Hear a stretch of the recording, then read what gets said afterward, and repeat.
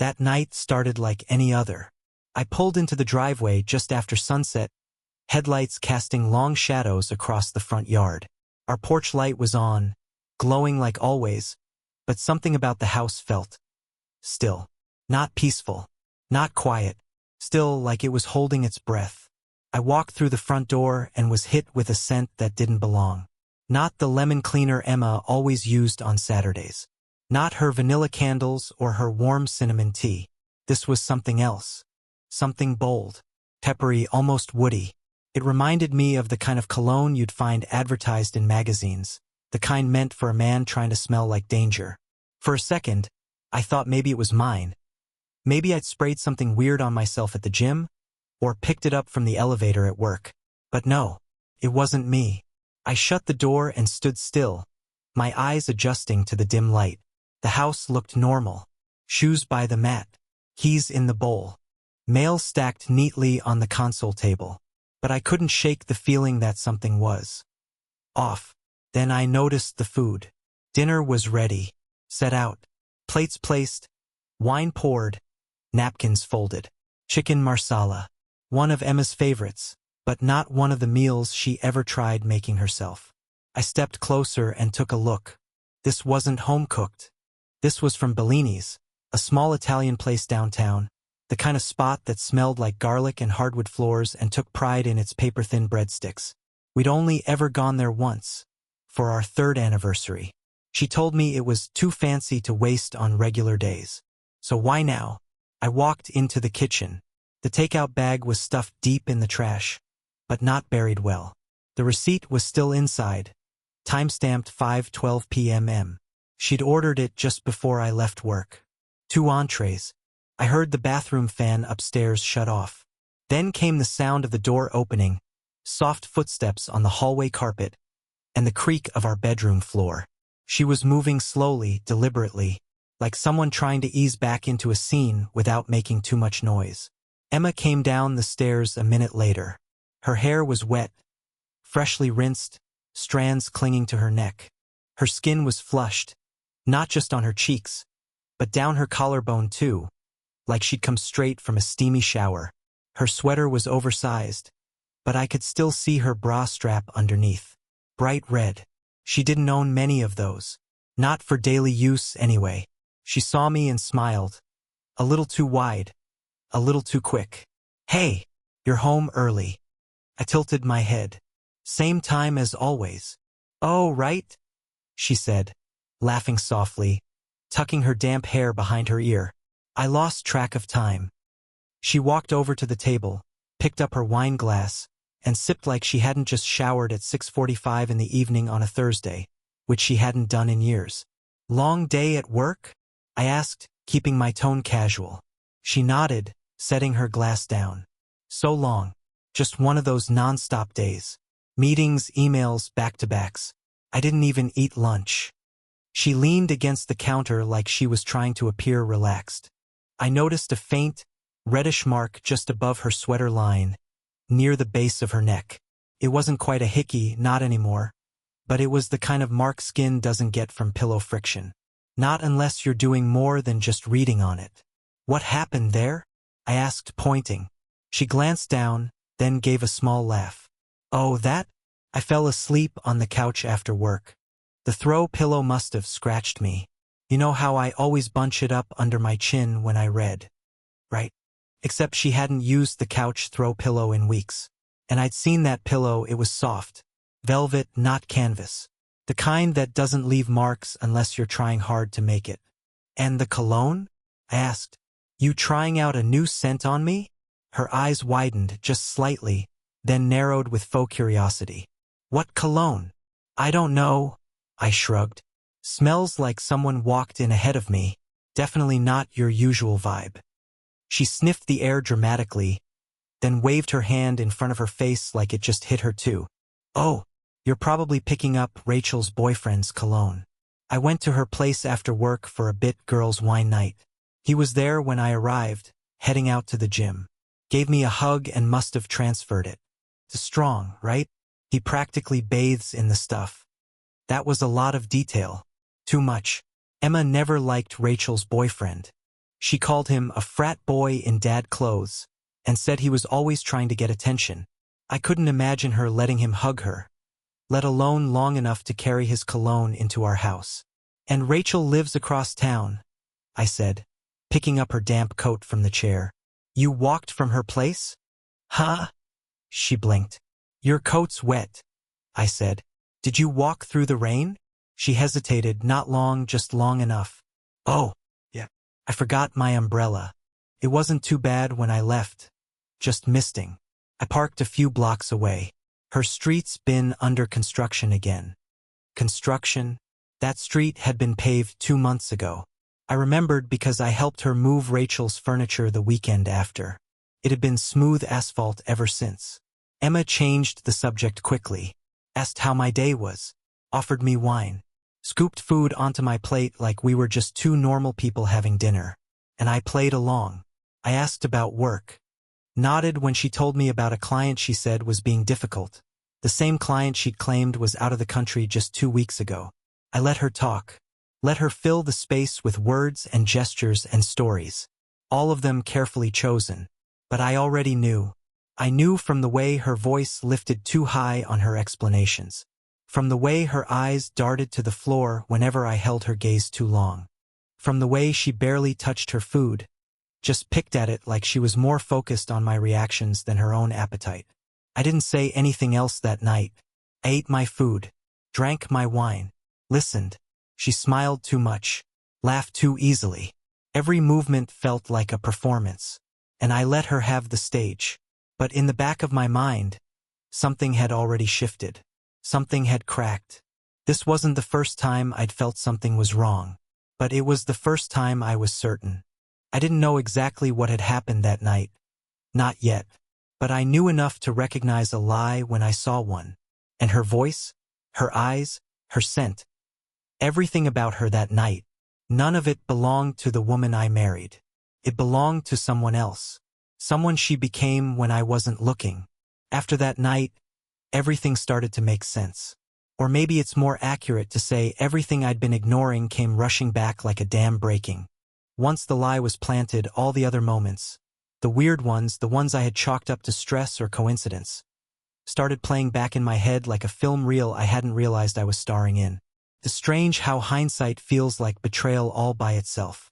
For months, there had been signs, subtle shifts, uncomfortable pauses, but I hadn't let myself believe what they were pointing toward.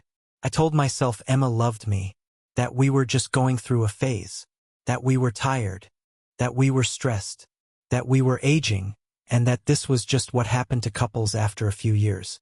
But the truth had been sitting in front of me this whole time.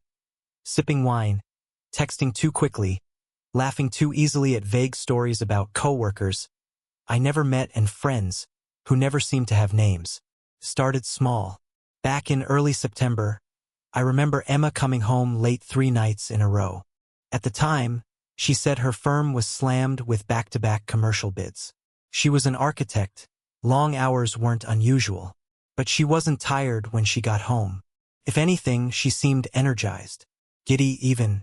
She didn't collapse on the couch like she usually did after a long day. She'd come in humming some song from the radio, cheeks pink from the cold, and spend 20 minutes fixing her hair before dinner. She started wearing perfume again. The same bottle that had sat on her shelf untouched for almost a year suddenly started showing up on her skin every night. First I thought, good. Maybe she's trying again. Maybe we're climbing out of the slump. But it wasn't our slump she was climbing out of. Then there was the phone. The phone was the thing that hit me hardest in hindsight. She used to be the kind of person who left her phone anywhere, in the bedroom, in the bathroom, on the kitchen counter while she cooked. I'd see messages come in and ignore them unless she asked me to check. We never had a reason to snoop. But then, around mid-October, her phone started living face down. Always. Even when she wasn't using it. Even when the screen was dark.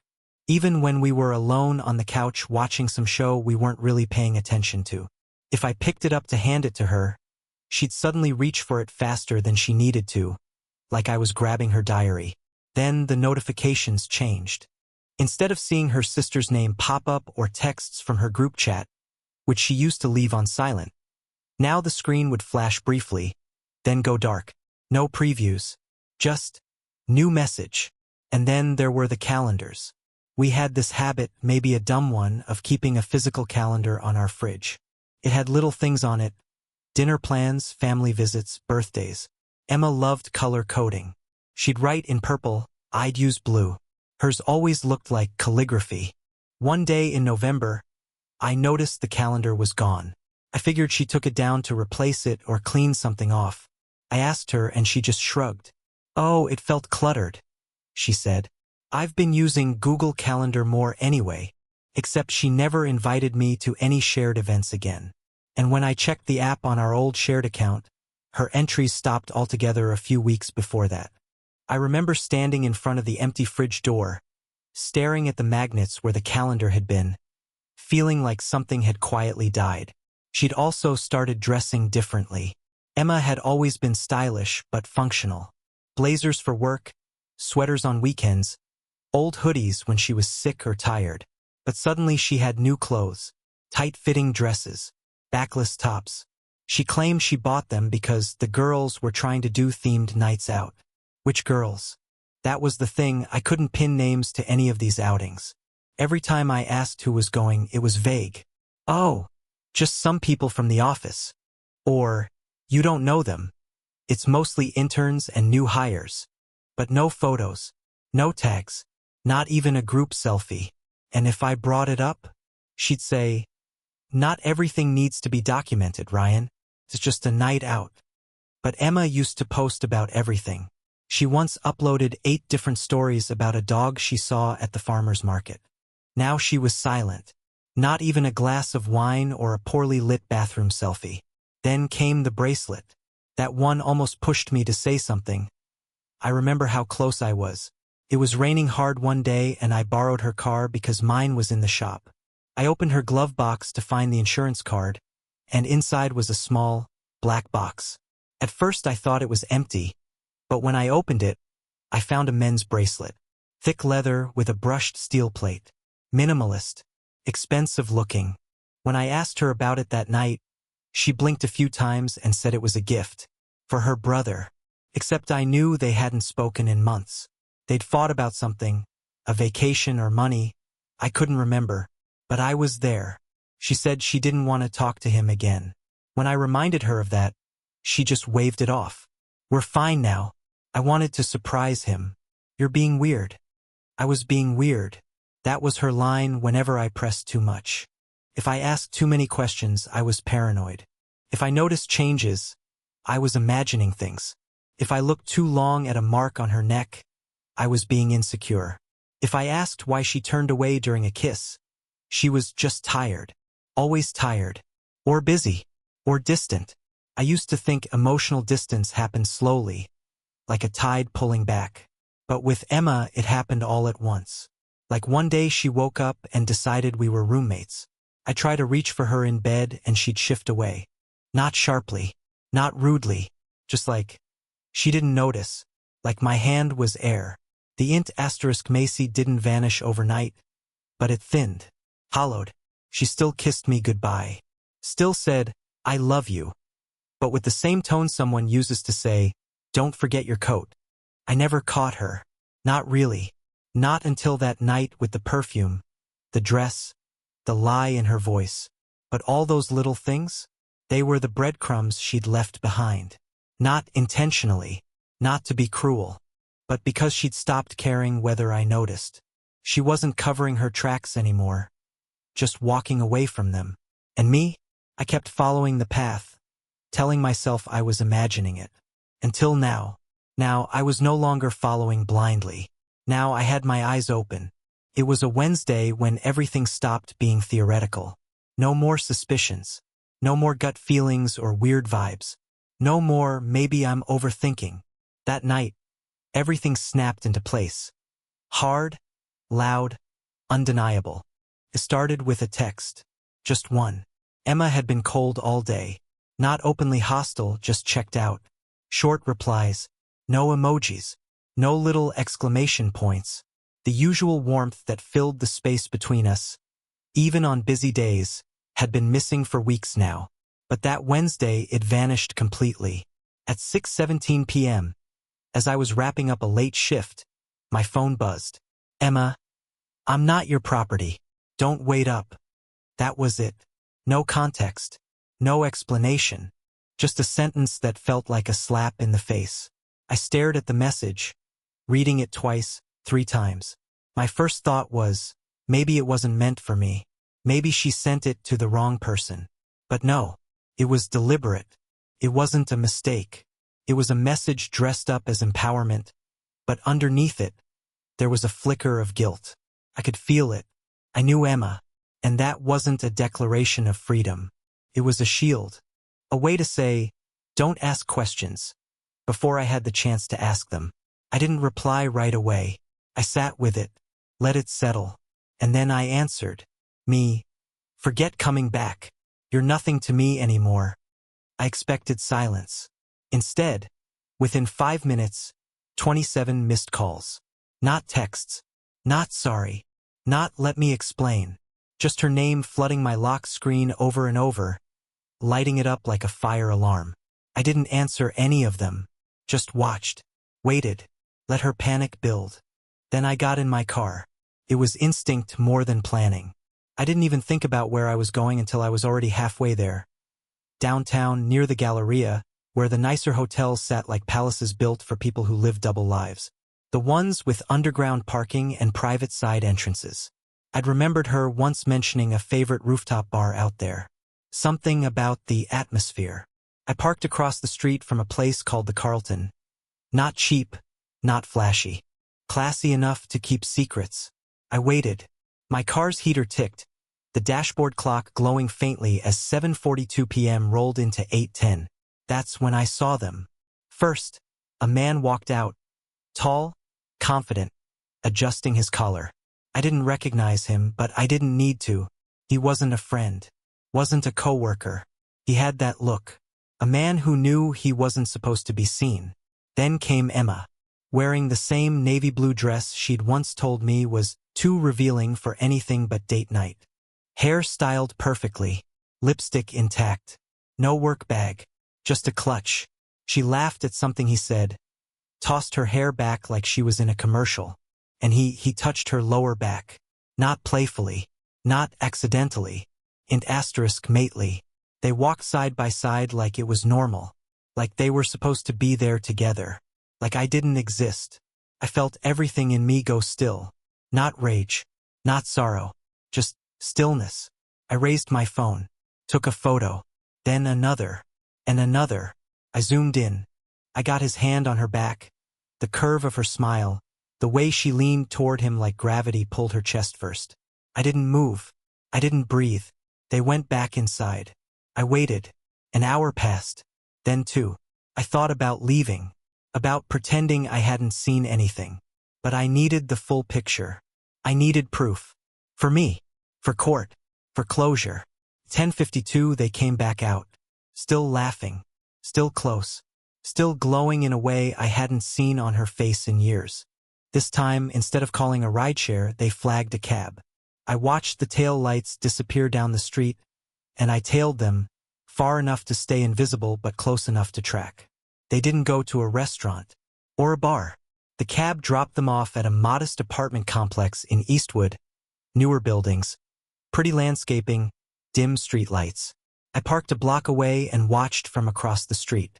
She didn't look back once. Not once. They disappeared inside together. No hesitation. No goodbye hug. No awkward pause. She had a key. That was all I needed. I sat in the dark for a while, hands still on the steering wheel. I didn't cry. Didn't scream. Just sat there. In a way, I felt relief. I wasn't crazy. I wasn't paranoid. I hadn't been reading too much into it. The truth was real. It had shape, color, coordinates, timestamps, photographs, and it was worse than I'd let myself imagine. I drove home in silence. The city lights blurred through the windshield like falling stars. My stomach was a tight knot, but my mind was calm. Cold, but calm. When I got back, the house felt even emptier than usual. Her shoes were still by the door. Her favorite blanket, The one she wrapped herself in when she watched reruns of old shows. Lay folded neatly on the armchair. Felt like a crime scene. I printed the photos. Actual hard copies. I didn't want her thinking I had **TS or grainy images I could be bullied into deleting. I wanted something real. Tangible. Undeniable. I laid them out on the kitchen counter, one by one. A trail of betrayal, captured in high resolution. Then I sat in the living room, waiting. At 1:11 a.m., the front door creaked open. I didn't turn on the lights. I didn't say a word. She walked in quietly, keys jingling in her hand. Her heels clicked softly on the tile. She stopped when she saw the photos. She didn't speak at first, just stared. Then softly, like someone trying to get in front of an avalanche, she whispered, "Ryan, I can explain." But I was already standing, already picking up my car keys, already walking past her. "You don't have to," I said, voice steady. "You already did." I didn't slam the door when I left. I didn't need to. The silence said everything. She came back just past midnight. I was already sitting in the front hall, lights off, suitcase by my side, coat folded neatly on top. I wasn't pacing, wasn't angry. I just sat there, quiet, still, like someone waiting for a delayed flight that was never going to land. I'd rehearsed it in my head more times than I'd admit. What I would say, what she might say, how it could go, how it wouldn't. The key turned in the door. The deadbolt gave a soft click, and then Emma stepped inside. She wasn't expecting me to be there. Not in that spot. I saw it in her face. Her body tensed like she'd walked into someone else's house. Her smile flickered into existence, but never landed. "Hey," she said, breathy. "You're still up." I didn't answer. I stood up slowly, reached into my pocket, and pulled out the envelope. She froze. I stepped closer and held it out to her. She hesitated, then took it, opened it. Her hands trembled the moment she saw the first photo. The man's face, her face, the way he touched her back. The smile she wore like nothing in the world could touch her. The envelope slipped out of her hands. Photos scattered like leaves at her feet. "I can explain," she whispered. Her voice was soft, fragile, but not broken, not yet. I didn't say anything, just stared at her, at the woman I thought I knew, at the woman I used to fall asleep beside. She took a step forward, then caught herself. "Ryan, I didn't mean for you to find out this way." I tilted my head. "What way were you hoping for?" She opened her mouth. Nothing came out. Her eyes darted from the floor to the ceiling, like she was looking for some invisible exit. "I wasn't," she started, then stopped. Her eyes were glassy now. "It's not what it looks like." I actually laughed. Just once. Sharp and bitter. "You were in a hotel, Emma. With him. Holding hands, whispering, laughing. Then you went to his apartment. I watched you walk in. I watched you stay. I don't need to guess." Tears slipped down her cheeks. She wiped them with the back of her hand. Like maybe if she cried fast enough, I'd forget what I saw. "I didn't sleep with him," she said quickly. Too quickly. I didn't flinch. "That's not the point anymore." Her mouth opened again, and for a moment I saw the gears turning. The defense strategy loading. The emotional monologue prepping. But it never arrived. Not fully. Something in my silence broke her script. She sat down hard on the bottom stair, burying her face in her hands. "It just happened," she mumbled into her palms. "I didn't plan it." I stood in the same spot, unmoving. After a moment, she looked up. Her eyes were red, but something in her face had shifted. Less panic now. More exhaustion. "I don't even know who I am anymore," she said. I was so lost." "You found someone else to help you look," I replied. She winced. That one landed. "I was unhappy," she whispered, "for a long time. And instead of talking to me," I said, "you lied." She nodded slowly. "Yeah.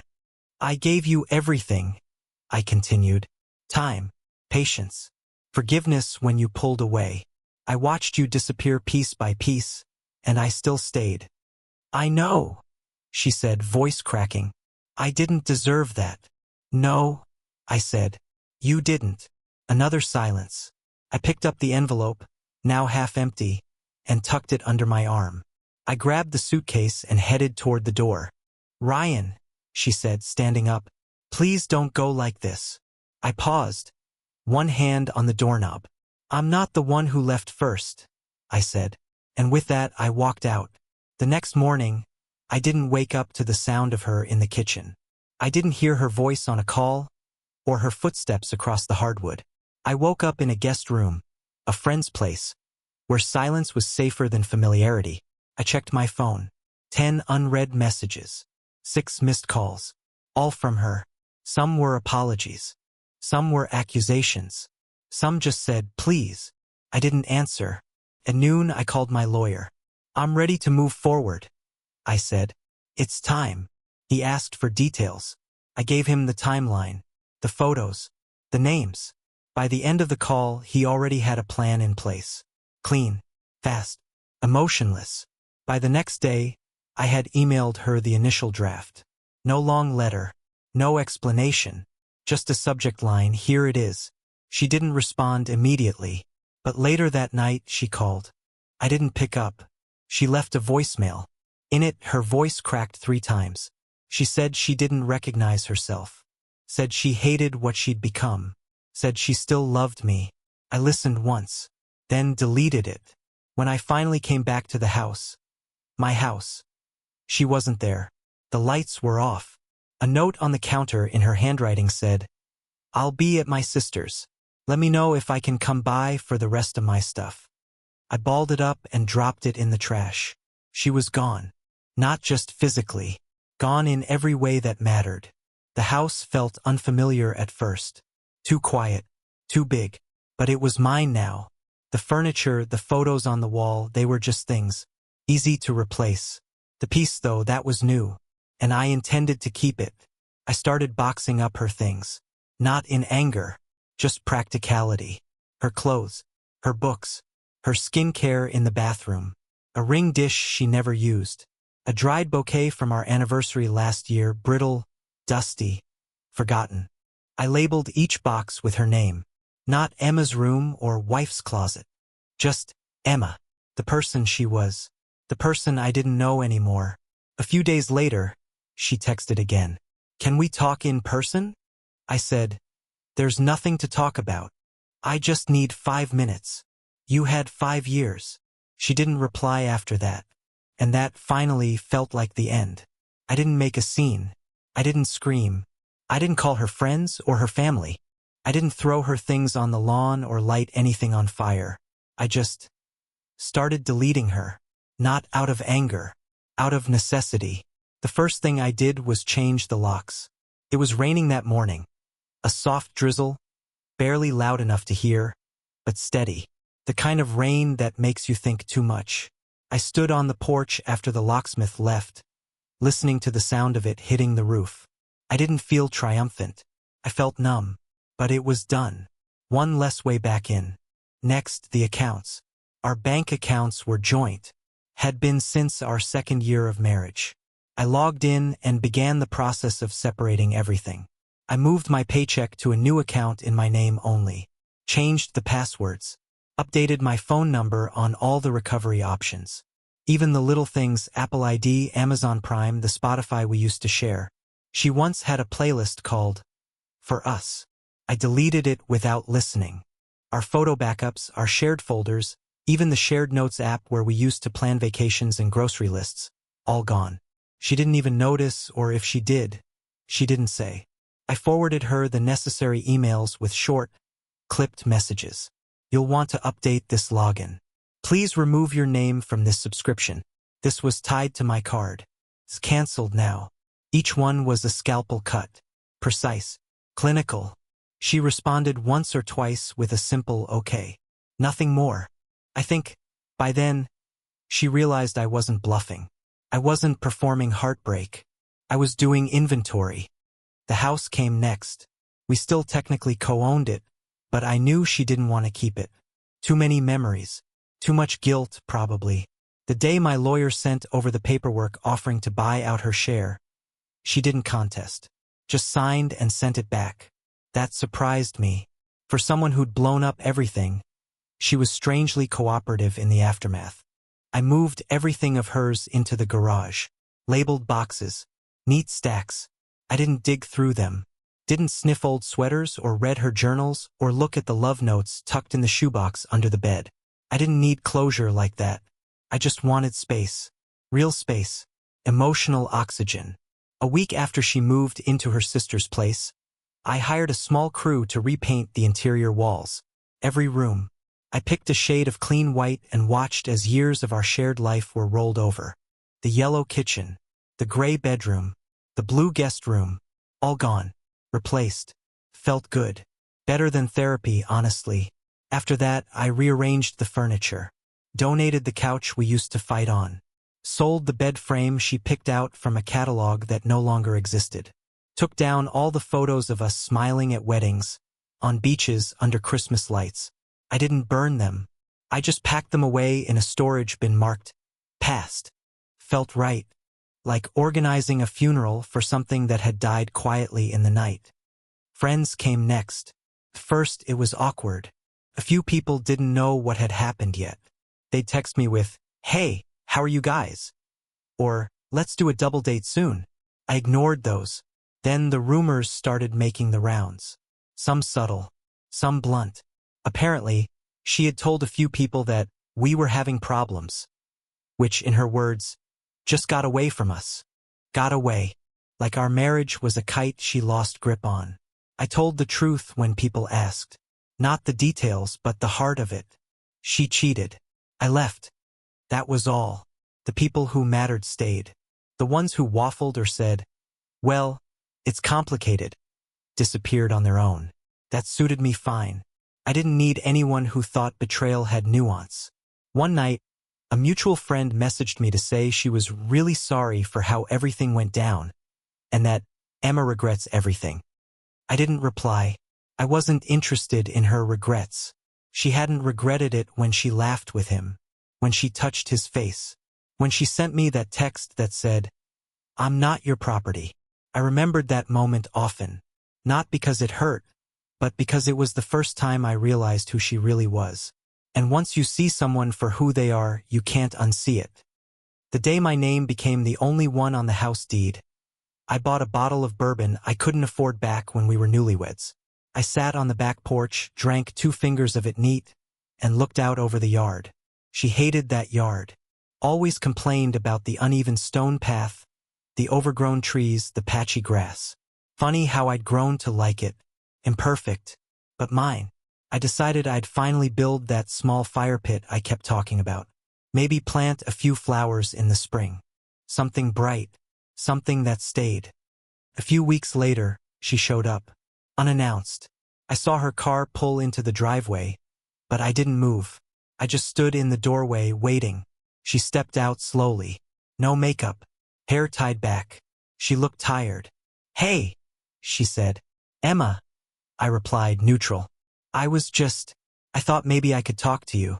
Just for a minute. I nodded once. Not to agree, just to acknowledge she'd spoken. She shifted awkwardly. "I know I said everything already, and I know you probably hate me." I didn't answer. She continued anyway. "I'm getting help. Real help. Therapy. I'm working through things I never wanted to face. I've been journaling, reading, actually sitting with myself for once." She laughed a little, dry and broken. I don't want to disappear from your life as the worst version of myself. Even if we never speak again." I let the silence stretch. Finally, I said, "Thank you for saying that." She blinked. "Really?" I nodded. "It doesn't change anything, but I appreciate it." She looked down at the ground, then back up at me. "Goodbye, Ryan," she said, voice barely above a whisper. "Goodbye, Emma." And then she left. For real this time, and I didn't watch her go. That night, I sat in my clean house, with its white walls and mismatched furniture, and I felt something I hadn't felt in a long time. Stillness. Not the hollow kind, the peaceful kind, the kind that feels earned. And I realized something. You don't have to slam doors or break things or scream into the void to end a chapter. Sometimes the most powerful goodbye is the quiet one. The kind that doesn't echo. Because it doesn't need to. Emma kept reaching out, texts, emails, even messages through friends. One day she begged, the next she blamed me. "You changed," she said. "We can fix it." But I'd already closed that door. My reply was short. "You made your choice. I'm just living with it." Her voice, once familiar, became just noise in the background of a life I was finally learning to live without her. I didn't destroy her. I didn't post the photos. I didn't scream. I just healed. Quietly. I built a new life. Made new memories. Met someone who saw me for who I was. Word got around. Emma was living with a relative. Job hunting. Starting over. I felt no satisfaction, only relief. I didn't need her to fall. I just needed me to stand. And now I did, taller, stronger, and no longer afraid to walk alone.